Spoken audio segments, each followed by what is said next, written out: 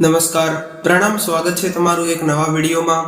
મિત્રો, આજની કહાની એક સત્ય ઘટના છે, એટલે થોડો સમય કાઢીને અંત સુધી જરૂર સાંભળજો। મિત્રો, સૌરાષ્ટ્રના એક ગામમાં રમણભાઈ અને તેમનો પરિવાર રહેતો હતો। સામાન્ય પરિસ્થિતિમાં રહેતો આ પરિવાર હંમેશા ખૂબ જ ખુશ અને બીજાની મદદ કરવા માટે હંમેશા તૈયાર રહેતો।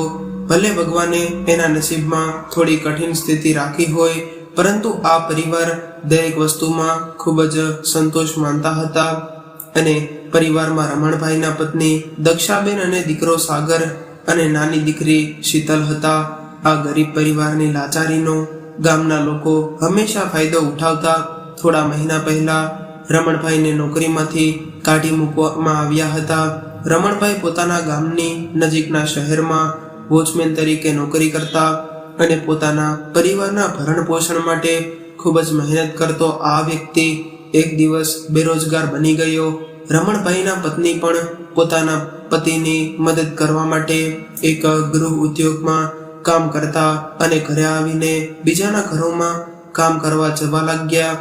ગામના લોકો એવી વાતો કરતા કે દક્ષાનો પતિ તો બાયલો છે અને પોતે ઘરમાં બેસીને આરામ કરે છે અને બિચારી તેની પત્નીને બીજાના ઘરોમાં કામ કરવા મોકલે છે। ક્યારેક ક્યારેક તો રમણભાઈને મોઢે મોઢ આવી વાતો સાંભળવી મળતી, પરંતુ મોટા લોકો સામે જીભ ચલાવવી એ એને યોગ્ય નહોતું લાગતું।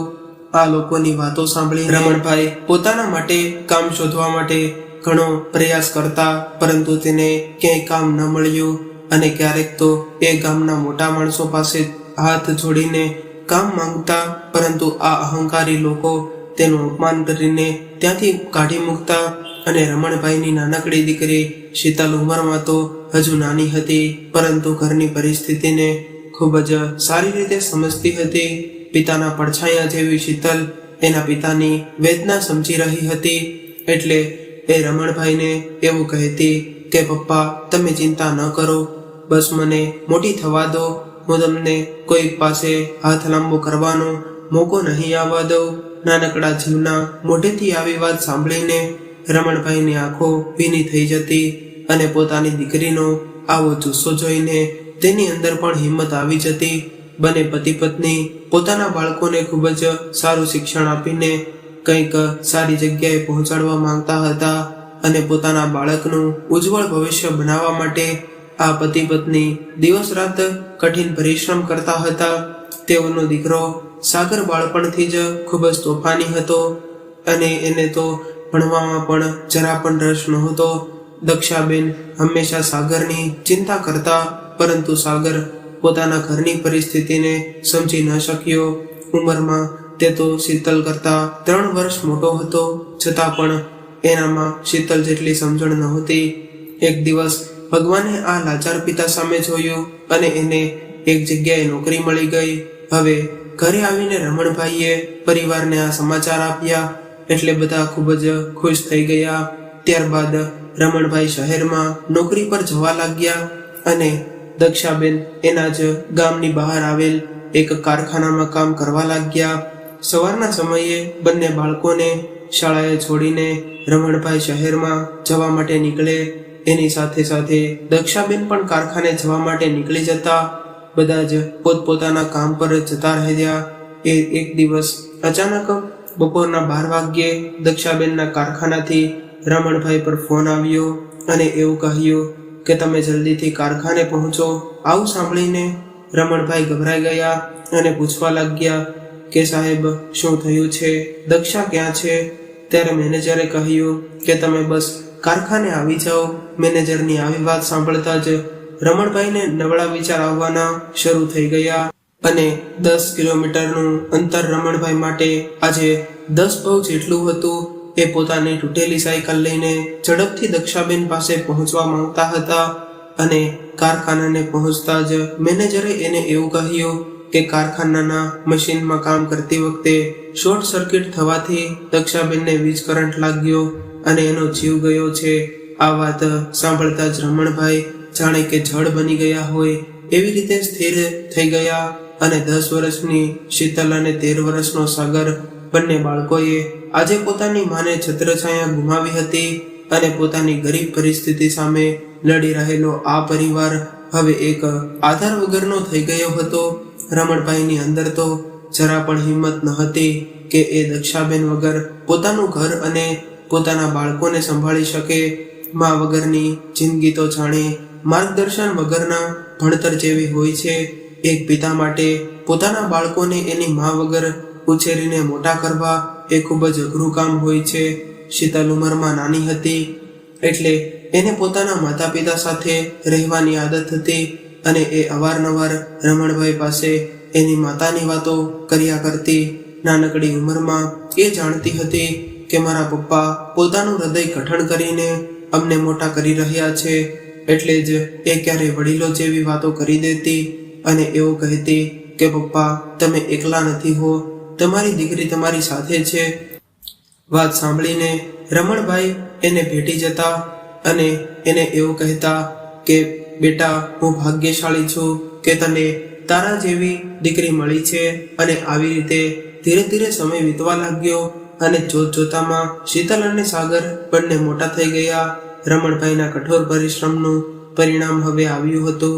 સાગર હવે બેંકમાં નોકરી કરતો હતો અને શીતલ પણ પોતાના અભ્યાસ સાથે નોકરી કરીને પિતાને ટેકો કરી રહી હતી. રમણભાઈના બંને બાળકોમાં જમીન આસમાન જેટલું અંતર હતું. સાગર નાની વસ્તુઓમાં ગુસ્સો કરતો, પરંતુ શીતલ ખૂબ જ સમજદાર અને સંસ્કારી છોકરી હતી. ગરીબમાં બાપના ઘરે મોટી થયેલી શીતલને ભગવાને ખોબા ભરી ભરીને રૂપ આપ્યું હતું. થોડા સમય બાદ સાગરની ઓફિસમાં નોકરી કરી રહેલી સારિકા સાથે સાગરના લગ્ન નક્કી થયા. આ બંને એકબીજાને ખૂબ જ પસંદ કરતા હતા અને સારિકા પૈસાવાળા બાપની દીકરી હતી. એ એના પિતાની એકનું એક સંતાન હોવાથી એના પિતાએ સાગર સાથે એના લગ્ન કરવા માટે હા પાડી દીધી અને સાગરનું ઘર મધ્યમ વર્ગનું હતું. સામે એની પત્ની સારિકા બંગલામાં રહેવાવાળી હતી. પિતાના અઢળક પૈસામાં મોટી થયેલી આ અહંકારી સારિકા રમણભાઈના ઘરમાં તો જાણે કે ઝઘડાના પોટલા ભરી ભરીને આવી હોય એવું લાગતું હતું. અને લગ્ન થતાની સાથે જ સાગર તો જાણે પૂરેપૂરો સારિકાની મુઠ્ઠીમાં આવી ગયો હોય એવી રીતે રહેવા લાગ્યો હતો. હવે તો આ ઘરમાં બે દીકરીઓ કે જે અલગ અલગ પરિસ્થિતિમાં મોટી થઈ છે. એક સારિકા છે કે જેણે પોતાના પિતાના ઘરે ખૂબ જ સુખ સુવિધા વાળી જિંદગી જીવી છે અને એક શીતલ છે જેણે પિતાની ઝૂંપડીમાં રહીને પણ એક સંતોષભરી જિંદગી જીવી છે. આજે આ અમીર ઘરની દીકરી અને ગરીબ ઘરની દીકરી વચ્ચે સંસ્કારોની કોઈ તુલના થઈ શકે તેમ નથી. સારિકા બોલવામાં ખૂબ જ તીખી હતી. એ રમણભાઈનો આદર તો ઠીક છે, પરંતુ એ સરખી રીતે જવાબ પણ આપતી નહોતી. શીતલ આ બધું જોઈને મનમાં ને મનમાં દુઃખી થતી, પરંતુ મોટા ભાઈના ડરને લીધે એ કંઈ બોલી ન હતી. હંમેશા મીઠો જવાબ આપતા. રમણભાઈ ક્યારેય સારિકાને કંઈક પૂછી લે એ જ પળે સારિકા રમણભાઈનું મોઢું તોડી લેતી. એટલે રમણભાઈ નિરાશ થઈને પોતાનું કામ કરવા લાગતા. બાજુના ઘરમાં રહેતા નીતાબેન રમણભાઈના ઘરના લોકોથી ખૂબ જ સારી રીતે વાકેફ હતા અને સારિકા તો બસ તેની બહેનપણીઓ સાથે પાર્ટી કરવામાં લાગી રહેતી. અને સાગર પણ ક્યારેય એને કંઈ કહી દે તો પણ તેના પપ્પાને ફોન કરીને સાગરને પણ ધમકાવી નાખતી. સાગર પૂરી રીતે સારિકાના દબાવમાં આવી ગયો હતો. શીતલ તો એના પપ્પાની લાડકી દીકરી હતી, સાથે સાથે પાડોશીના લોકોની પણ લાડકી હતી. નાના બાળકો સાથે, નાની અને મોટા લોકો સાથે વડીલની જેમ રહેતી હતી. એટલે એ દરેક લોકોના આકર્ષણનું કેન્દ્ર બની જતી. નીતાબેનને સંતાનમાં કંઈ ન હતું, એટલા માટે એના પતિ રમેશભાઈ અને નીતાબેન શીતલને પોતાની દીકરી માની હતી. મા વગરની આ દીકરીને નીતાબેનની સાર સંભાળમાં પોતાની માની છબી દેખાતી. અને થોડા વર્ષો બાદ શીતલના લગ્ન નક્કી થયા. એક પિતા તો પોતાની દીકરીને સર્વશ્રેષ્ઠ સાસરું મળે એવી જ અપેક્ષા રાખતો હોય છે. એવી જ રીતે રમણભાઈએ પોતાની દીકરી માટે સારા ગુણવાળો એક છોકરો પસંદ કર્યો અને શીતલના સાસરિયાવાળા ખૂબ જ પૈસાવાળા હતા. એના ઘરમાં કોઈ પણ વસ્તુની કમી નહોતી, પરંતુ શીતલ એવું માનતી હતી કે પૈસાવાળા લોકો ગરીબ લોકોને કંઈ માનતા જ નથી. અને આ ગરીબ બાપની સ્વાભિમાની દીકરી માટે પોતાના બાપને કોઈ નીચા કહે એ સહન કરવું ખૂબ જ મુશ્કેલ હતું, એટલે એણે આ લગ્નની ના પાડી દીધી. પરંતુ રમણભાઈએ શીતલ માટે પસંદ કરેલો છોકરો ખૂબ જ સરળ હતો, એટલે 2 મુલાકાત પછી શીતલને પણ આ છોકરો પસંદ આવી ગયો અને લગ્નની તારીખ લેવાઈ ગઈ. શીતલને સારું સાસરું મળી ગયું છે.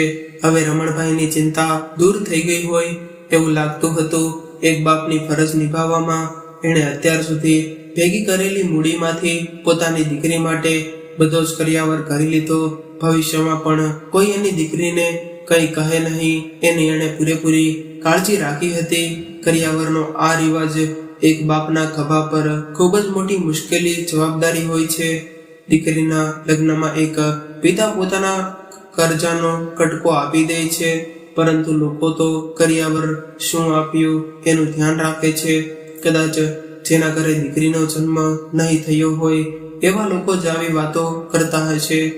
રમણભાઈએ પોતાની પહોંચ કરતા પણ વધારે ઉત્સાહથી દીકરીના લગ્ન કરાવ્યા અને મા વગરની દીકરીના પ્રસંગમાં કોઈ પણ વસ્તુની કમી ન રહી જાય એનું રમણભાઈએ ખૂબ જ ધ્યાન રાખ્યું હતું. જો કે સારિકાને પોતાની નણંદને લઈને કોઈ ભાવ હતો નહીં. એ તો બસ મહેમાનની જેમ લગ્નમાં હાજરી આપી હતી. અને નીતાબેન અને રમેશભાઈ આજે એના સગા માતા પિતા બનીને કન્યાદાન કરવાના હતા. શીતલને આજે લગ્નના કપડામાં જોઈને રમણભાઈને ખુદને રોકી ન શક્યા અને રમેશભાઈ પાસે ડૂચકા ભરીને રડવા લાગ્યા. રમણભાઈના જીવનનો એકમાત્ર આધાર એવી શીતલા છે. એને હંમેશા માટે છોડીને જતી રહેશે. એ વિરહ રમણભાઈના આંસુઓ દ્વારા સ્પષ્ટ દેખાઈ રહ્યો હતો. લગ્નની વિધિ સમાપ્ત થઈ અને શીતલ પોતાના મમ્મીના ફોટા પાસે જઈને ઊભી રહી. એણે અત્યાર સુધી એના પપ્પા માટે ખૂબ જ મક્કમ રહેવાની કોશિશ કરી હતી, પરંતુ અંતમાં એ ખુદને રોકી ન શકી અને માની તસવીર લઈને જોરથી રડવા લાગી. આ જોઈને રમણભાઈ પણ રડવા લાગ્યા. આજે તો સાગર પણ થોડો ઉદાસ હોય એવું લાગતું હતું. આ બાપ દીકરીના વિરહની વેદનાનું શબ્દોમાં વર્ણન કરવું મુશ્કેલ હતું. રમણભાઈ શીતલના માથા પર હાથ મૂકીને કહેવા લાગ્યા કે બેટા, ભગવાન તને બધી જ ખુશીઓ આપે અને તું હંમેશા સુખી રહેજે. દીકરી, મારા આપેલા સંસ્કારોનું સિંચન કરજે અને તારું ધ્યાન રાખજે. પોતાના પિતાજીના આટલા શબ્દો સાંભળીને શીતલ રમણભાઈને ભેટીને રડવા લાગી અને રડતા રડતા એવું કહ્યું કે પપ્પા, તમે તમારી તબિયતનું ધ્યાન રાખજો અને મારી જરા પણ ચિંતા ન કરતા. આપણા હૃદયના તાર તો ભગવાનને પહેલેથી જ જોડેલા છે. કદાચ તમને કંઈ તકલીફ થશે તો તમારી દીકરી દોડતી આવી જશે. અને હવે દીકરીને વિદાય આપીને સૌ પોતપોતાના ઘરે જતા રહ્યા. આજે તો આ પહેલો દિવસ હતો કે રમણભાઈ શીતલ વગર ઘરમાં રહ્યા હતા. આજે એને ઘરના ખૂણે 2 વર્ષની શીતલના પગમાં પહેરેલી ઝાંઝરીનો અવાજ ગુંજતો હોય એવું લાગતું હતું. આજે શીતલ 22 વર્ષની થઈ ગઈ હતી, પરંતુ રમણભાઈ માટે તો એ હજુ પણ નાની બાળકી હતી. રમણભાઈને પોતાની દીકરી પર ગર્વ હતો કે શીતલ ભલે માતાની છત્રછાયા વગર મોટી થઈ છે, પરંતુ એ ખૂબ જ સમજદાર અને સંસ્કારી છે. મને વિશ્વાસ છે કે મારી દીકરી જે ઘરમાં જશે તે ઘરને તારી દેશે. એક તરફ શીતલની યાદમાં ઉદાસ થઈને બેસેલા રમણભાઈ હતા અને સામે નવવધુ બનીને નવા ઘરમાં પ્રવેશ કરતી શીતલ. પોતાના નવા ઘરમાં પગ મૂકતા જ શીતલની જિંદગી પૂરી રીતે બદલાઈ ગઈ અને એક દીકરી તરીકેની સફર તો તેને ખૂબ જ ગમી હતી. હવે જવાબદારી લઈને એક વહુની સફર શરૂ થઈ હતી. પોતાના માતા પિતાએ શીખવેલા સિદ્ધાંતો મુજબ પોતાના સાસરે રહેતી શીતલ થોડા જ સમયમાં પરિવારમાં પ્રિય બની ગઈ હતી. ભગવાને ભલે આજ સુધી શીતલને ગરીબાઈ અને લાચારીની જિંદગી આપી હતી, પરંતુ અહીંયા તો શીતલના ઘરમાં કોઈ પણ વસ્તુની કમી નહોતી. સાથે સાથે એના સાસુ સસરાનો સ્વભાવ પણ ખૂબ જ સારો હતો. શીતલનો પતિ સંજય એક કંપનીમાં નોકરી કરતો હતો. એના સસરા એક નિવૃત્ત શિક્ષક હતા. 3 દિવસમાં એકાદ વાર શીતલ એના પિતાને ફોન કરીને તેની સંભાળ લેતી રહેતી અને પોતાના સાસરિયાની વાતો રમણભાઈને કહીને સંભળાવતી. અને રમણભાઈ પણ પોતાની દીકરીનો અવાજ સાંભળીને હરખમાં આવી જતા શીતલ સાથે તો ખૂબ જ ઉત્સાહથી વાતો કરતા, પરંતુ અંદરથી તો મૂંઝાયેલા હતા, કેમ કે એ પોતાના ઘરમાં ખૂબ જ હેરાન હતા. શીતલના ગયા બાદ આ ઘરમાં એ એકલા પડી ગયા હતા. એને દીકરાની કોઈ આશા તો હતી નહીં અને વહુ તો એનાથી પણ વધે એમ હતી. દીકરીના ગયા બાદ રમણભાઈના પુત્ર અને પુત્રવધુએ રમણભાઈ સાથે દુર્વ્યવહાર કરવાનું શરૂ કરી દીધું અને રમણભાઈને સમયસર ભોજન તો ઠીક છે, પરંતુ ઘરમાં રહેવું પણ અઘરું હતું. એમણે તો પહેલાથી જ સાચા બનીને ખોટા લોકોનું સહન કર્યું હતું, પરંતુ પોતાની દીકરીને ચિંતા ન થાય એટલા માટે એની સામે ખુશ થઈને હસતા રહેતા. રમણભાઈ પોતાના અવાજમાં સત્ય છુપાવીને શીતલને એવું કહેતા કે સારિકા ખૂબ જ મારું ધ્યાન રાખે છે. એ મને રોજ એવું કહે છે કે પપ્પા, હું અને સાગર તમને શીતલ કે બેનની કમી મહેસૂસ નહીં થવા દઈએ. આવી વાત સાંભળીને શીતલના હૃદયને ઠંડક મળતી. હવે એના મનમાં સતાવતી એના પિતાની ચિંતા ધીમે ધીમે દૂર થઈ ગઈ હતી. જેવી રીતે દિવસ પછી રાત આવે છે, એવી રીતે સુખ પછી દુઃખ આવે છે. એ પણ નક્કી છે. શીતલના જીવનમાં હજુ તો માંડ થોડી ખુશી આવી હતી, ત્યાં તો ભગવાને એના પર દુઃખનો પહાડ મૂકી દીધો અને એના લગ્નને 6 મહિના થયા હતા. અને ઘરે આવતા સમયે કાર અકસ્માતમાં શીતલના પતિનું અવસાન થયું. આ ઘટનાને શીતલની જિંદગી પલટાવી નાખી. નાની ઉંમરમાં પોતાના પતિને ખોઈને એ વિધવા બની ગઈ. પતિના ગયા પછી તો એના સાસરિયામાં રહેવું એના માટે અઘરું થઈ ગયું હતું. એના પતિના અવસાનમાં શીતલનો કોઈ દોષ નહોતો અને એના સાસુ સસરા શીતલને મનહૂસ કહીને પોતાના દીકરાના મૃત્યુ માટે જવાબદાર ગણતા હતા. હવે તો એના સાસુ સસરાનો વ્યવહાર પણ બદલાઈ ગયો હતો. એના સાસુ એને ન કહેવાના વેણ કહીને દુઃખી કરતા અને નાની નાની વાતોમાં એના માતા પિતાને પણ અપશબ્દો કહીને અપમાન કરવા લાગ્યા. અને એક દિવસ ઘરના કામમાં શીતલ એટલી બધી વ્યસ્ત હતી કે આજે એના પિતાનો જન્મદિવસ હતો એ પણ એ ભૂલી ગઈ હતી. બપોરના સમયે કામમાંથી નવરી થઈ અને પિતાને જન્મદિવસની શુભેચ્છા આપવા માટે ફોન લગાવ્યો અને શુભેચ્છા આપી. શીતલ એના પિતા સાથે ફોનમાં વાત કરતી હતી. એ જ સમયે એના સાસુ એની સામે આવીને ઊભા રહ્યા અને એના હાથમાંથી ફોન આંચકી લીધો. ત્યારે શીતલ ગભરાતા અવાજે બોલી કે મમ્મી, મારા પપ્પાનો ફોન છે, મને 2 મિનિટ વાત કરી લેવા દો. ત્યારે શીતલના સાસુ ગુસ્સાભરી નજરે શીતલ સામે જોઈને કહેવા લાગ્યા કે તમને બાપ દીકરીને એકબીજા સાથે ફોનમાં વાત કરવા સિવાય બીજું કંઈ કામ છે કે નહીં? શીતલના સાસુની આટલી વાત સાંભળતા જ રમણભાઈના ચહેરા પરના ભાવ બદલાઈ ગયા હતા. એક પળ માટે તો એણે સમજ્યું નહીં કે પોતાની દીકરી સાથે એના સાસુ કેવી રીતે આવું વર્તન કરી રહ્યા છે. નાની ઉંમરમાં જ પતિને ખોઈને વિધવા થયેલી દીકરી પ્રત્યે એને ખૂબ જ લાગણી હતી અને એના સાસુનો આવો વ્યવહાર રમણભાઈને ચિંતા કરાવી રહ્યો હતો. ત્યારે શીતલે એના સાસુ સામે હાથ જોડીને એના હાથમાંથી ફોન લીધો અને વાતને જોડતા એવું કહ્યું કે હા પપ્પા, મારે આજે તમને ફોન કરવામાં મોડું થઈ ગયું છે, એટલા માટે મારા સાસુ મને ખીજાઈ રહ્યા છે. સવારથી હું કામમાં એટલી વ્યસ્ત હતી કે તમારો જન્મદિવસ પણ ભૂલી ગઈ હતી, એટલે મારા સાસુ એવું કહે છે કે આમ તો તું તારા પપ્પા સાથે કેટલી બધી વાતો કરે છે, પણ આજે કેમ ભૂલી ગઈ? આ બાજુ રમણભાઈ સમજી ગયા હતા, પરંતુ દીકરીને ઓછું ન આવે, આછું ન આવે એટલા માટે એની આમાં હા કરીને કહેવા લાગ્યા કે કંઈ વાંધો નહીં બેટા, તું જલ્દીથી અમને મળવા આવજે, હું તારી રાહ જોઉં છું. આટલું કહીને બાપ દીકરીએ પોતાની વાત પૂરી કરી અને શીતલના આંસુ તો એને રાતા પાણીએ રડાવતા હતા અને રમણભાઈ પણ એની પુત્રવધૂથી પરેશાન હતા. બંને બાપ દીકરી એકબીજાનું દુઃખ એકબીજાથી છુપાવીને રાખતા હતા. એક દિવસ સવારે સારિકાએ પોતાની બધી સીમા ઓળંગી દીધી અને સાગરને ખોટી વાતોમાં ચડાવીને રમણભાઈને ઘરમાંથી કાઢી મૂકવા માટે તૈયાર કરી દીધો અને સારિકા હવે લાગી છે કે હું રોજ તમારા બાપના ઢસડતા કરવા માટે જ નવરી નથી. સવારે ઉઠતાની સાથે જ એને ચા પીવાની આદત છે. હું મારા કામમાં પડી હોઉં છું અને એ આખો દિવસ ઘરમાં પડ્યા રહે છે અને કારણ વગરના સલાહ આપતા રહે છે.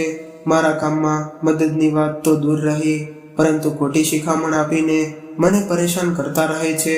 રૂમના બારણા પાછળ ઉભેલા રમણભાઈ સારિકાની આવી બધી વાતો સાંભળીને વિચારવા લાગ્યા કે આજ સુધી મેં વહુને એક શબ્દ પણ કહ્યો નથી.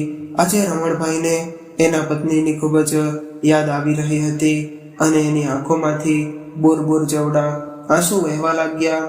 જેમ તેમ કરીને પોતાની જાતને સંભાળીને એ બહારના રૂમ તરફ આગળ વધ્યા અને રમણભાઈના પગ હવે પોતાના જ ઘરમાં એટલા ભારે થઈ ગયા હતા કે પુત્રવધૂના મોઢામાંથી નીકળેલા શબ્દો એના પગને ઘરની બહાર નીકળવા માટે મજબૂર કરવા લાગ્યા. પરંતુ પોતાના દીકરાને સમજવાનું લાંચતું ન લાગે એટલા માટે એના ઘરની ખુશી માટે એમણે પોતે જ નિર્ણય લઈ લીધો અને સારિકા પાસે જઈને એવું કહ્યું કે વહુ બેટા, તમારે મારી ચિંતા કરવાની કોઈ જરૂર નથી. હું મારી જાતે જ તમને તકલીફ આપ્યા વગર મારા કામ કરી લઈશ અને કદાચ આજ સુધીમાં તમને મારા લીધે કંઈ મુશ્કેલી થઈ હોય તો મને માફ કરજો. ત્યારે સારિકા તો ગુસ્સો કરીને ઊભી થઈ હતી. એને તો એના દેવ જેવા સસરા સાથે કંઈ લેવા દેવા ન હતા. સાગર બસ મૂંગો થઈને આ બધું જોઈ રહ્યો હતો. ત્યારે રમણભાઈએ સાગર સામે જોઈને કહ્યું કે બેટા, આજ સુધી મેં તમારી ખુશીઓ સિવાય જિંદગીમાં બીજું કંઈ નથી જોયું અને હું મરીશ ત્યાં સુધી મારા સંતાનોની ખુશીઓનું પહેલા વિચારતો રહીશ. અને હું એવું નથી ચાહતો કે મારા લીધે તમારા બંનેના સંબંધમાં કોઈ તકરાર ઊભી થાય. બેટા, વહુ સાચું કહી રહી છે અને કદાચ મારા લીધે એને તકલીફ પડતી હશે તો હું આજથી તમને બંનેને આ તકલીફમાંથી મુક્ત કરું છું. સારું, હવે હું મંદિરે જાઉં છું. આટલું કહીને રમણભાઈ ઘરમાંથી બહાર નીકળી ગયા. સાગરને તો મનમાં વિચાર પણ નહોતો કે રમણભાઈના આ છેલ્લા શબ્દો હશે અને એમણે મનોમન આ ઘરને છોડી દેવાનું નક્કી કર્યું હશે. ઘરની બાજુમાં આવેલા એક મંદિર પર રમણભાઈ રોજ 1 કલાક જઈને ભગવાનની ભક્તિ કરતા. આજે પણ તેઓ બેચેન હતા અને આ મંદિરના પૂજારી એના મિત્ર હતા. આજે તો રમણભાઈ મંદિરે આવ્યા એને ઘણો સમય થઈ ગયો હતો. એટલે પૂજારીએ એને પૂછ્યું કે રમણભાઈ, હવે ઘરે નથી જવું? ત્યારે રમણભાઈએ જવાબ આપ્યો કે હવે તો ભગવાનના ચરણમાં જ મારું ઘર છે. હવે મારો ઠાકર કરે એ ઠીક છે. આટલું બોલતા જ રમણભાઈની આંખોમાં આંસુ આવી ગયા. આવું કહીને પૂજારી કદાચ સમજી ગયો હતા કે રમણભાઈનું શું કહેવા માંગે છે. પૂજારીએ 2 હાથ જોડીને રમણભાઈને આશ્વાસન આપીને એવું કહ્યું કે રમણભાઈ, તમે ચિંતા ન કરો અને અહીંયા જ રોકાઈ જાઓ. ભગવાન બધું જ ઠીક કરી દેશે. આટલું કહીને પૂજારી ચાલતા થયા. મંદિરના બાકડા પર બેસેલા રમણભાઈ મનમાં ને મનમાં ખૂબ જ ઉદાસ થઈ ગયા હતા. જે પિતાએ પોતાના જીવનમાં ભૂખ્યા રહીને પોતાના સંતાનોને ખવડાવ્યું હતું, આજે એ જ બાપ પોતાના સંતાનોના લીધે ભૂખ્યો તરસ્યો મંદિરના ઓટલે બેઠો હતો. સવારથી જ સાંજ થઈ ગઈ, પરંતુ રમણભાઈ હજુ પણ મંદિરના ઓટલે બેઠા હતા. રમણભાઈએ નાની ઉંમરથી જ ખૂબ જ કષ્ટી ભોગવીને પરિવારની દેખરેખ કરી હતી. પોતાની પત્ની ગુમાવી અને હવે સંતાનોને પણ છોડવાનો વારો આવી ગયો હતો. ઘરની અંદર રમણભાઈનો અવાજ ન સાંભળતા બાજુમાં રહેતા નીતાબેને વિચાર્યું કે ક્યાંક રમણભાઈ બીમાર તો નથી પડી ગયા ને. એટલે એમણે એના પતિ રમેશભાઈને જોવા મોકલ્યા અને ખબર પડી કે રમણભાઈ તો સવારના ઘરે જ હાજર નથી. હવે રમણભાઈને એના મિત્રની ચિંતા થવા લાગી અને થોડા આગળ નીકળીને તપાસ કરવા લાગ્યા. ત્યારે એની નજર મંદિર તરફ વળી. દૂરથી એને સ્પષ્ટ દેખાતું નહોતું, એટલે થોડા આગળ જઈને એણે જોયું તો રમણભાઈ મંદિરના ઓટલા પર નિરાશ થઈને બેઠા હતા. રમણભાઈને જોઈને રમેશભાઈ પોતાના મિત્રના ભાવ સમજી ગયા કે દીકરીથી દુઃખી થઈને એક બાપ ભગવાનના ચરણમાં બેઠો છે. એટલે એને રમણભાઈના ખભા પર હાથ રાખીને એવું કહ્યું કે આવી રીતે ઉદાસ થઈને કેમ બેઠા છો, ચાલો આપણા ઘરે જઈએ.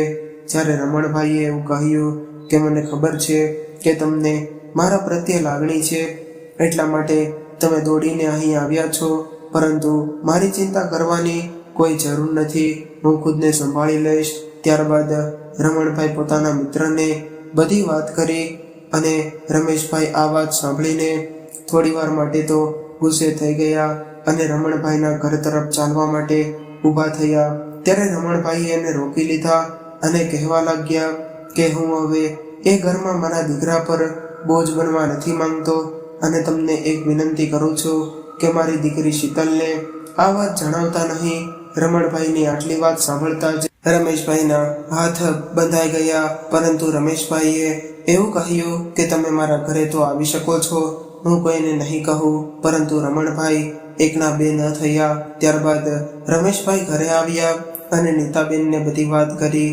ત્યારે નીતાબેન કહેવા લાગ્યા કે આ દીકરો છે કે દાનવ છે, જે બાપે જીવનભર એને ખવડાવી પીવડાવીને મોટો કર્યો, એ જ બાપ સાથે આવું વર્તન કરે છે. આ બાજુ શીતલના સાસરિયાવાળા, એના સાસુ સસરાનો ત્રાસ વધી ગયો હતો. હવે તો શીતલની સાસુએ એને એના પપ્પા સાથે વાત કરવાની પણ ના પાડી દીધી હતી અને આખો દિવસ કામમાંથી કામની વાળી બાઈની જેમ કામ કરાવ્યા કરતા. સાસુના આ વાતથી હારી ગયેલી શીતલ એના પિતાને યાદ કરીને રડવા લાગતી. પિતા સાથે વાત ન કરી એને ઘણા દિવસો થઈ ગયા હતા. શીતલને રમણભાઈની ચિંતા થઈ રહી હતી, પરંતુ એની સાસુના લીધે પોતે એટલી મજબૂત બની ગઈ હતી કે પિતાને ફોન કરીને એની ખબર પૂછવી પણ મુશ્કેલ હતી. અચાનક રમણભાઈની તબિયત બગડી ગઈ અને એ ત્યાં ચોટલા પર બેઠા બેઠા ઢળી પડ્યા અને રમણભાઈને પડી ગયેલા જોઈને પૂજારી દોડતા દોડતા એની પાસે આવ્યા અને રમેશભાઈને જાણ કરી. એટલે નીતાબેન અને રમેશભાઈ ગભરાઈને એની પાસે આવી પહોંચ્યા અને ઝડપથી હોસ્પિટલે લઈ ગયા. પરંતુ નીતાબેનથી રહેવાયું નહીં અને એમણે તરત જ શીતલના ઘરે ફોન કરીને એના સાસુને એવું કહ્યું કે મારે શીતલ સાથે વાત કરવી છે, એટલે જલ્દી એને ફોન આપો. એ સમયે શીતલ એના સાસુના પગ દબાવી રહી હતી, એટલા માટે એ ફોનમાં ચાલી રહેલી વાતચીત સાંભળી ગઈ હતી અને ત્યારે એણે સાસુને ખૂબ જ વિનંતી કરી કે મને ફોનમાં વાત કરવા દો. અને શીતલ કહેવા લાગી કે હા નીતા માસી, શું થયું છે, તમે કેમ આટલા ગભરાઈ ગયા છો? ત્યારે નીતાબેન રડતા અવાજે કહેવા લાગ્યા કે તારા પપ્પા બેહોશ થઈ ગયા છે, એટલે હું અને તારા કાકા એને દવાખાને લઈને જઈ રહ્યા છીએ, એટલે જેમ બને એમ જલ્દી પહોંચી જા. નીતાબેનની આટલી વાત સાંભળતા જ શીતલના હાથમાંથી ફોન નીચે પડી ગયો અને એ રડવા લાગી. એક તો ઘણા દિવસથી પપ્પા સાથે વાત નહોતી થઈ અને અચાનક પપ્પાની તબિયત બગડવાના સમાચાર સાંભળતા જ શીતલની હાલત ખરાબ થઈ ગઈ. હવે તો એણે હિંમત કરીને પોતાના સાસુની વિરુદ્ધ જઈને પોતાના પિતા પાસે પહોંચવાનું નક્કી કરી લીધું. ઘરથી હોસ્પિટલ વચ્ચેના અંતરમાં શીતલનો જીવ ખૂબ જ મૂંઝાઈ રહ્યો હતો. એ ભગવાનને એક જ પ્રાર્થના કરતી હતી કે મારા પપ્પાનું ધ્યાન રાખજો. અને જ્યારે એ હોસ્પિટલે પહોંચી અને ત્યાંનું દ્રશ્ય જોયું તો એને એવું લાગ્યું કે જાણે એની દુનિયા લૂંટાઈ ગઈ હોય, કારણ કે એના પપ્પાએ આ દુનિયાને અલવિદા કહી દીધું હતું. આ દ્રશ્ય એટલું બધું કરુણ હતું કે આસપાસમાં ઉભેલા લોકોની આંખોમાંથી પણ આંસુ આવી રહ્યા હતા. ત્યારે શીતલ એના પપ્પા પાસે જઈને ખૂબ જ રડવા લાગી. દીકરીને વધારે દુઃખ ન થાય એટલા માટે રમણભાઈએ એની સાથે બનેલી ઘટનાની શીતલને જાણ ન કરી અને શીતલ અંત સમયે પણ પોતાના પિતાને મળ્યા વગર કે વાત કર્યા વગરની રહી ગઈ. ત્યારે ત્યાં ઉભેલી નર્સે શીતલના હાથમાં એક ચિઠ્ઠી આપી અને એવું કહ્યું કે તમારા પિતા પાસેથી આ ચિઠ્ઠી મળી છે. શીતલે ધ્રુસતા હાથે આ ચિઠ્ઠી ખોલીને વાંચવાનું શરૂ કર્યું તો એમાં એવું લખ્યું હતું કે મારી લાડકી દીકરી શીતલ, ભગવાને મને વરદાન સ્વરૂપે તારા જેવી નાનકડી ઢીંગલી આપી હતી. હું કોઈ મોટો માણસ નહોતો, પરંતુ મેં તને ખુશીઓ આપવા માટે બધા જ પ્રયાસ કર્યા હતા. કદાચ હું આ દુનિયાનો શ્રેષ્ઠ પિતા તો નહીં હોય, પરંતુ એ તો ગર્વથી કહું છું કે મારી દીકરી દુનિયાની શ્રેષ્ઠ દીકરી જરૂર છે. આજે તને હું મારી આ વાત જણાવીને એક બોજમાંથી મુક્ત થવા માંગુ છું કે દીકરી, તારા લગ્ન સમયે મારી પાસે પૂરતા પૈસા નહોતા, જેથી કરીને મેં મારી એક કિડની વેચીને પૈસાની વ્યવસ્થા કરી હતી. દીકરી, મારા જીવનો એક માત્ર આધાર તું હતી અને તને સાસરિયાવાળાએ હું મારી ચિંતામાંથી મુક્ત થવા માંગતો હતો. છેલ્લા થોડા સમયથી મારી તબિયત થોડી ખરાબ રહેતી હતી અને સાગર અને સારિકાને તો મારા લીધે તકલીફ રહી હતી. મારી બીમારીના લીધે એ બંને પતિ પત્ની વચ્ચે ઝઘડા થઈ રહ્યા હતા, જેથી કરીને મેં ખુદે ઘરથી નીકળીને એની તકલીફ ઓછી કરી દીધી. હું તને આ બધી વાત જણાવીને દુઃખી કરવા તો નહોતો માંગતો, એટલે અત્યાર સુધી મેં તને કંઈ નથી કહ્યું. દીકરી, ભગવાન તારી બધી ઈચ્છાઓ પૂરી કરે અને કદાચ મારાથી જાણતા અજાણતા કોઈ ભૂલ થઈ ગઈ હોય તો તારા આ ગરીબ બાપને માફ કરી દેજે. મારા આશીર્વાદ હંમેશા તારી સાથે રહેશે. આટલું વાંચીને શીતલના આંસુએ આ ચિઠ્ઠીને ભીની કરી દીધી અને એ જમીન પર બેસીને પોતાના પિતાની ચિઠ્ઠીને છાતીએ લગાડવીને પથ્થરને પણ ઓળંગી દે એવું કલ્પના કરવા લાગી. આજે આ ઘટનાને 15 વર્ષ વીતી ગયા છે. શીતલ હિંચકા પર બેઠી બેઠી પોતાના પપ્પાની યાદોને યાદ કરીને મનમાં કહેતી હતી કે એક પિતાથી ઉપર કોઈ નથી હોતું. પાય ભેગી કરીને મેં એને મારી ખુશીઓ ખરીદતા જોયા છે. મારા પપ્પાના રૂપમાં મેં તો સાક્ષાત ભગવાનને જોયા છે. તો મિત્રો, આજની સ્ટોરી તમને કેવી લાગી કોમેન્ટમાં જરૂરથી જણાવજો. મિત્રો, આજની સ્ટોરી તમને કેવી લાગી કોમેન્ટમાં જરૂરથી જણાવજો અને પસંદ આવી હોય તો વિડીયોને લાઈક કરીને શેર કરજો અને નવા હોય તો ચેનલને જરૂરથી સબસ્ક્રાઇબ કરજો. હર હર મહાદેવ.